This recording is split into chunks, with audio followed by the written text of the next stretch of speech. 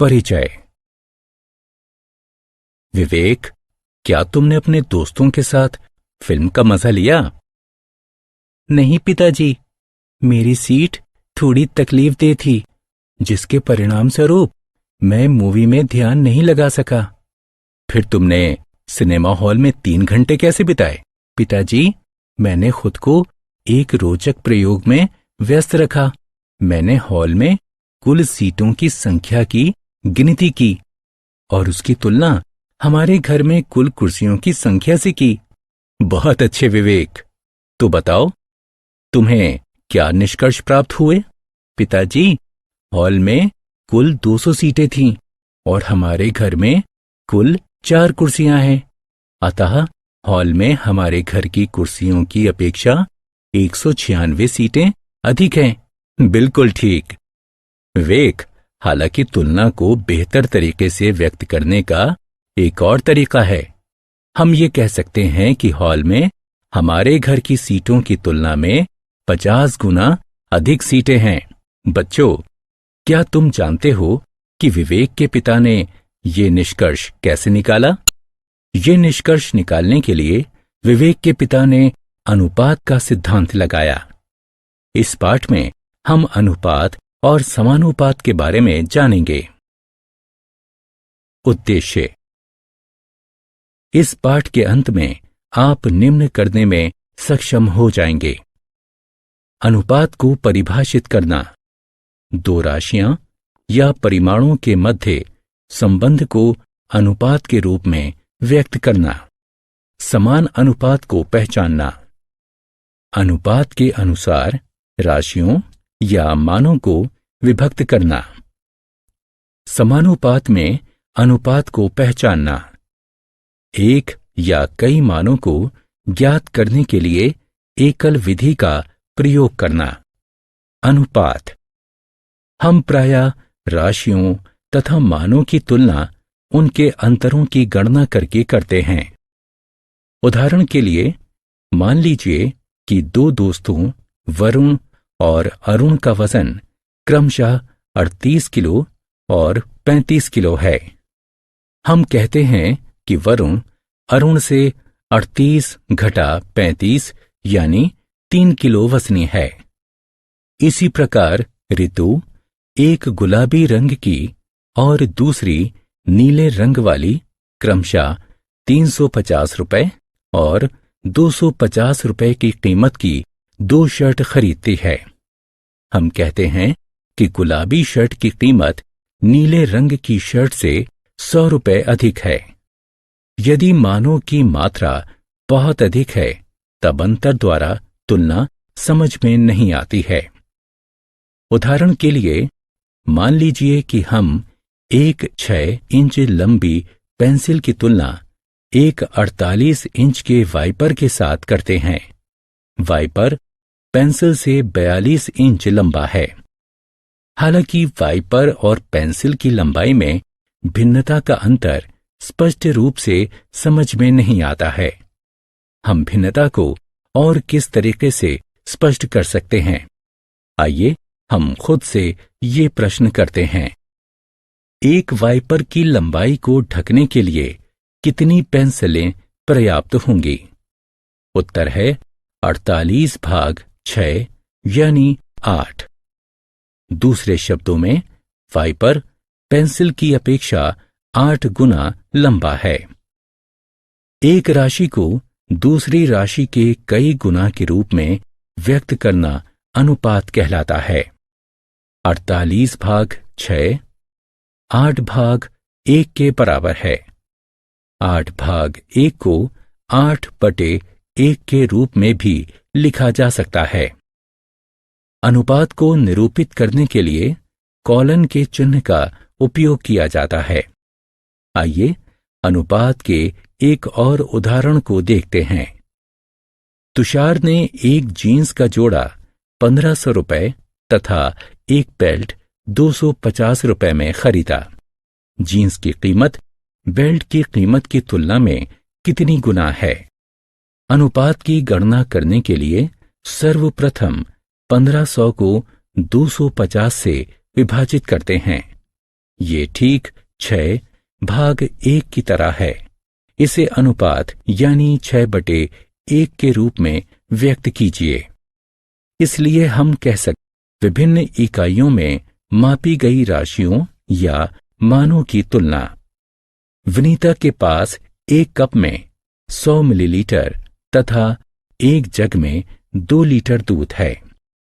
2 की तुलना में 100 अधिक है। क्या हम ये कह सकते हैं कि कप में दूध की मात्रा जग में दूध की मात्रा से अधिक है? जी नहीं। कारण यह है कि 2 राशियों को 2 अलग अलग इकाइयों में मापा गया है तथा इस प्रकार उन दोनों की तुलना नहीं की जा सकती है। उन्हें तुलना करने योग्य बनाने के लिए हमें क्या करना चाहिए? हमें उनकी राशियों को एक समान इकाइयों में व्यक्त करना होगा। 2 लीटर को 2000 मिलीलीटर के रूप में परिवर्तित कीजिए। अब इस प्रकार राशियां तुलना करने योग्य हैं। आइए अनुपात पता करते हैं। 2000/100 20/1 या 20 अनुपात 1 के बराबर है। इसलिए जग में दूध कप में दूध की अपेक्षा 20 गुना अधिक है। हरि ने एक बबल गम को 50 पैसे में खरीदा। उसके दोस्त शिव ने एक बिस्कुट का पैकेट 20 रुपए में खरीदा। किसने सबसे अधिक पैसे खर्च तथा कितने गुना किए? तुलना करने से पूर्व हम 20 रुपए को 2000 पैसे में परिवर्तित करते हैं। अब हम अनुपात निकालते हैं। 2000/50 40/1 के बराबर है, जो कि 40:1 के समान है। अतः हम कह सकते हैं कि शिव ने हरि की तुलना में 40 गुना अधिक पैसे खर्च किए। समतुल्य अनुपात। रितेश अनुपात की गणना करना सीख रहा है तथा इसका आनंद ले रहा है। लेकिन एक बात है जो उसे समझ नहीं आ रही है। आइए देखते हैं कि वो क्या है। सर्वप्रथम उसने अपनी कक्षा के लड़कों तथा लड़कियों के अनुपात की गणना 3/1 के रूप में की। उसने तत्पश्चात अपने बैग में कॉपियों तथा पुस्तकों के अनुपात की गणना की और 3/1 अनुपात निकाला। रितेश आश्चर्यचकित है। क्या 2 अनुपात समान हो सकते हैं? हां, वे समान हो सकते हैं।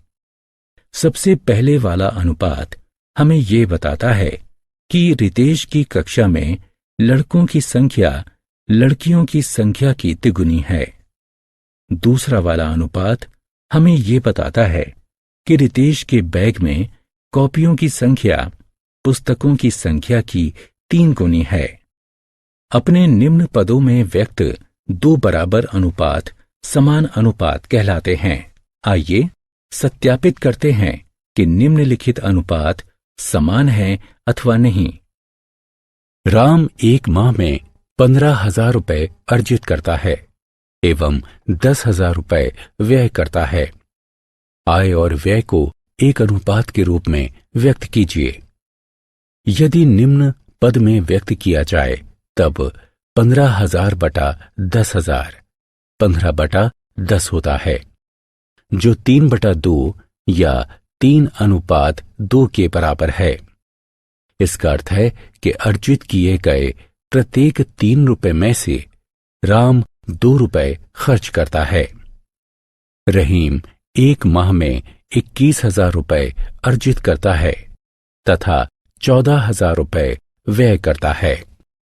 आय और व्यय को एक अनुपात के रूप में व्यक्त कीजिए। यदि निम्न पद में व्यक्त किया जाए तब 21,000/14,000 21/14 होता है, जो कि 3/2 या 3:2 के बराबर है। इसका अर्थ है कि अर्जित किए गए प्रत्येक 3 रुपए में से रहीम भी ₹2 खर्च करता है। राम और रहीम की आय और व्यय का अनुपात समान है। अनुपात अनुसार राशियों या मानों का विभाजन। आइए अब हम राशियों और मानों का विभाजित करने के लिए अनुपातों का उपयोग करते हैं।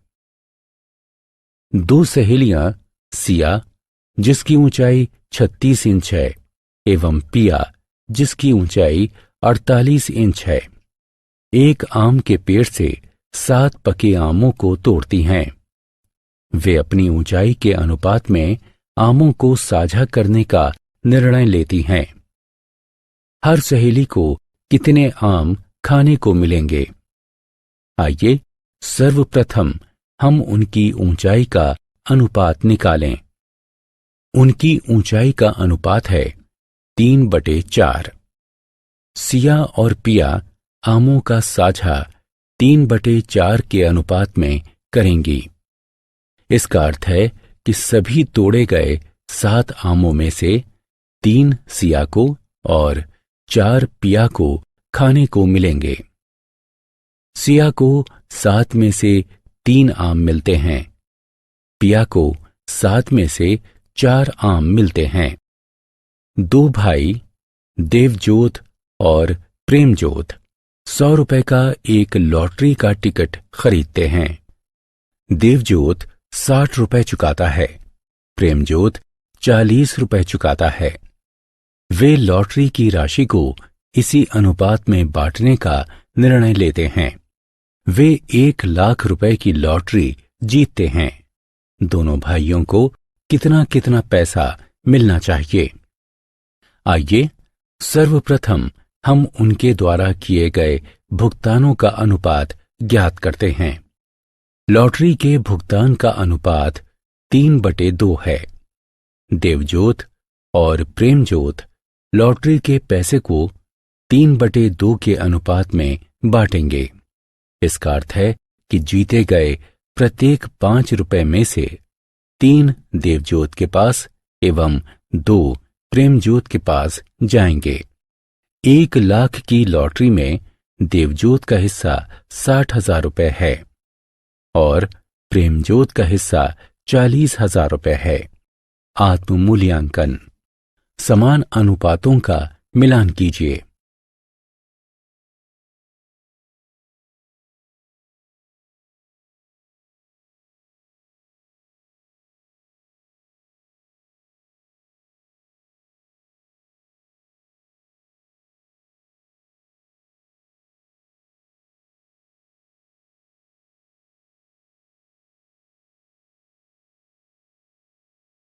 समानुपात। पीयूष और अमित बहुत अच्छे चित्रकार हैं।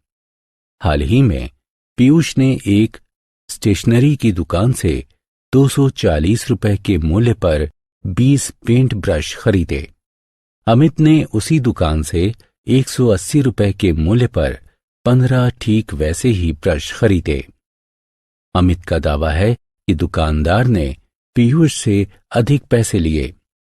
आइए देखते हैं। सर्वप्रथम दोनों राशियों का अनुपात निकालते हैं। राशियों का अनुपात 4/3 है। तत्पश्चात कीमतों का अनुपात निकालते हैं। कीमतों का अनुपात 4/3 है। इसका अर्थ यह है कि राशियों का अनुपात कीमतों के अनुपात के बराबर है। इसलिए अमित का दावा गलत है।